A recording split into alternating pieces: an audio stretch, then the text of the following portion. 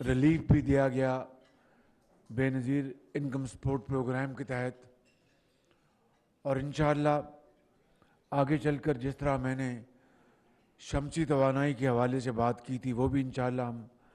Programme جلدی لے کے آئیں گے۔ لیکن اس دوران ہم نے جو پاکستان کے جو بہت ہی صاحب ثروت حضرات ہیں جن کو اللہ تعالیٰ نے بے پناہ نعمتوں سے نوازا ہے، ان کے اوپر بھی ہم نے تاریخ میں پہلی بار ایک بڑا ڈائریکٹ ٹیکس لگایا ہے، جس سے کہ 200 سے زائد ارب روپے جمع ہونے کی توقع ہے۔ اور یہ ماضی میں جو حکومت ابھی تھی اس کو یہ ہمت نہیں پڑی، جو نئے پاکستان کی بات کرتے تھے، جو ایک تبدیلی کی بات کرتے تھے، یہ ہے وہ قائد اعظم کا پاکستان، جو کہ پاکستان کو ایک رفاہی مملکت کے طور پر دیکھنا چاہتے تھے، ایک ویلفیئر اسٹیٹ کے۔ اور یہ ڈائریکٹ ٹیکس ہے، یہ کوئی چینی یا لوہے یا ٹیکسٹائل کے اوپر ٹیکس نہیں لگا، یہ ان شعبوں کے جو مالکان ہیں ان کی آمدن پر یہ ٹیکس ہے، یہ ان شعبوں کے جو مالکان ہیں ان کی آمدن پر یہ ٹیکس ہے، ان کی نیٹ جو انکم ہے اس کے اوپر یہ ٹیکس ہے۔ لہٰذا یہ کسی آئٹم یا شے کے اوپر ٹیکس نہیں ہے جو کہ آگے پاس آن ہو جائے، یہ ٹیکس جو نیٹ آمدن کے اوپر ہے، جو اللہ تعالیٰ نے جن کو بے پناہ وسائل سے نوازا ہے، تاکہ وہ بھی آگے بڑھیں اور اظہار اور قربانی کے جذبے کے ساتھ وہ عام آدمی کا بوجھ بانٹنے کے لیے آگے آئیں اور سخی کے طور پر سخاوت کریں۔ تو یہ الحمدللہ ایک بہت بڑا انقلابی قدم ہے، اور جو لوگ کہتے ہیں کہ جناب اس سے بزنس سلو ہو جائے گا، یہ ہو جائے گا، اس میں کوئی حقیقت نہیں۔ جن لوگوں نے اپنی آمدن سے کاروبار بڑھانا ہے وہ بڑھائیں گے انشاءاللہ۔ مجھے یقین ہے کہ یہ بڑے کاروباری لوگ جن کو اللہ تعالیٰ نے بے پناہ صلاحیتوں سے اور بے پناہ وسائل سے نوازا ہے، وہ یقیناً چاہیں گے کہ ہم اس ملک کے غریب عوام کی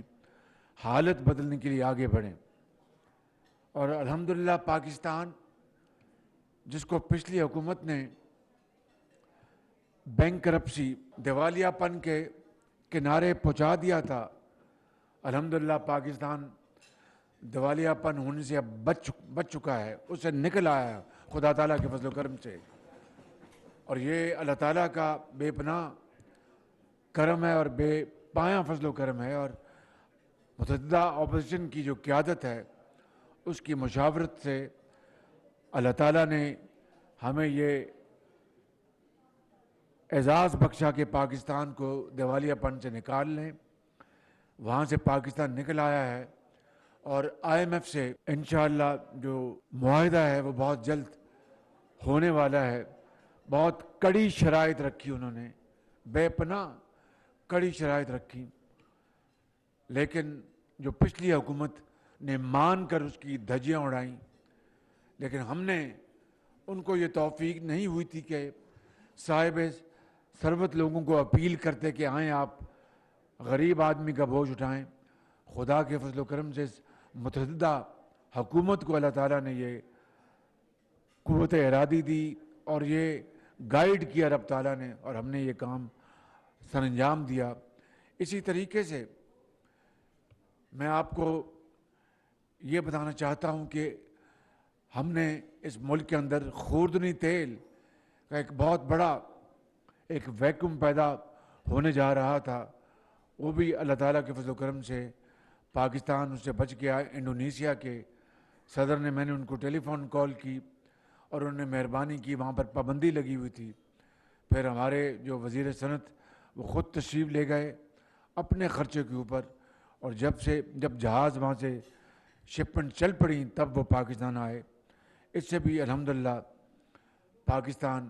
یقیناً جو ایک بہت بڑا یہاں پر بحران پیدا ہونے والا تھا،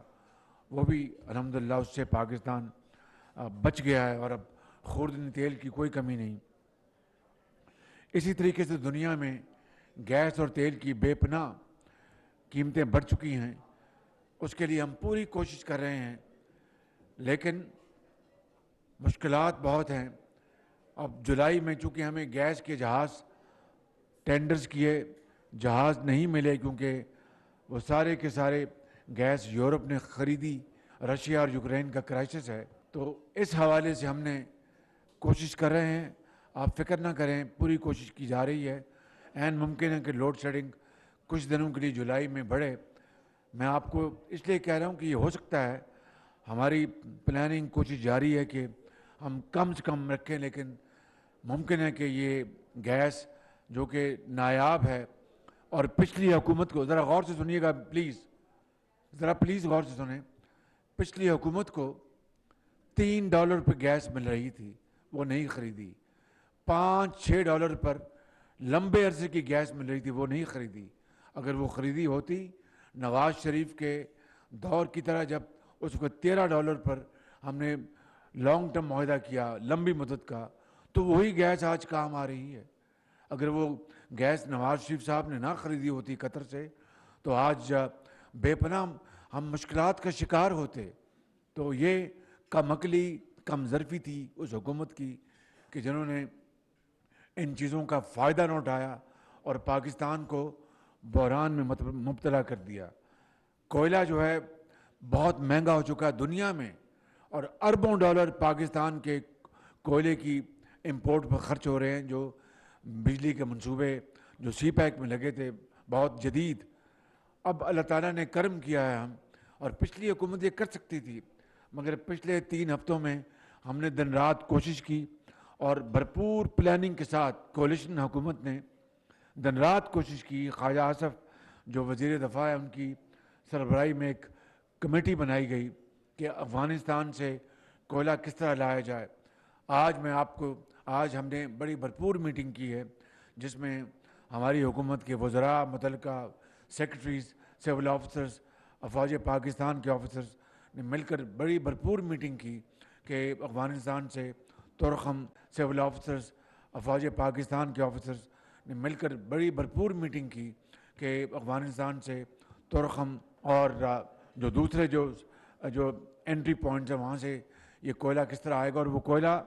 اسی کوالٹی کا ہے جو ساؤتھ افریقہ سے امپورٹ ہوتا تھا اربوں ڈالر کے ذریعے۔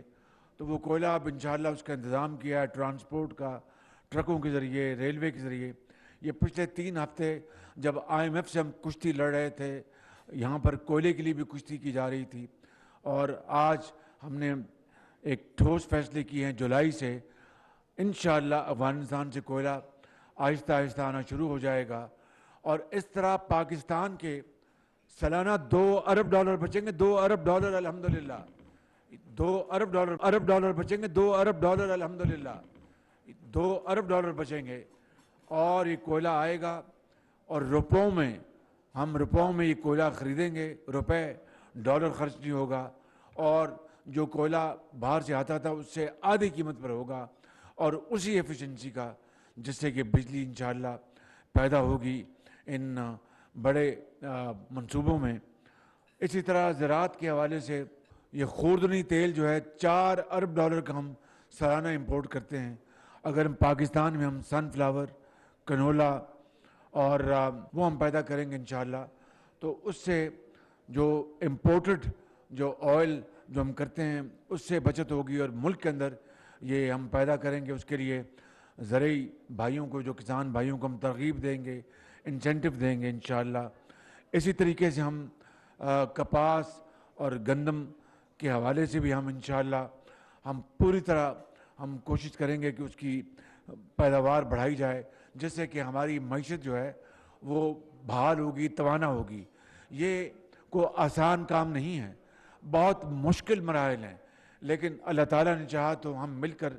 ہم نہ صرف اس کا مقابلہ کر رہے ہیں بلکہ ان مسائل کو مشکلات کو حل کر کے ہم انشاءاللہ اللہ نے چاہا تو خوشحالی کی طرف قدم بڑھائیں گے، جس میں وقت لگے گا، لیکن شرط یہ ہے کہ ہم دن رات محنت کریں، جس کے لیے کوئی کسر نہیں چھوڑی جا رہی۔ مل کر انشاءاللہ یہ اقدامات یہ پاکستان کے لیے اللہ تعالیٰ اس میں کرم فرمائے گا۔ مجھے کوئی اس میں شک نہیں کہ اللہ تعالیٰ کی نصرت سے ہم ان مشکلات سے ہم ضرور انشاءاللہ آزاد ہوں گے اور کامیاب ہوں گے۔ شرط یہ ہے کہ ہم کام پر ڈٹ جائیں اور دوسرے جو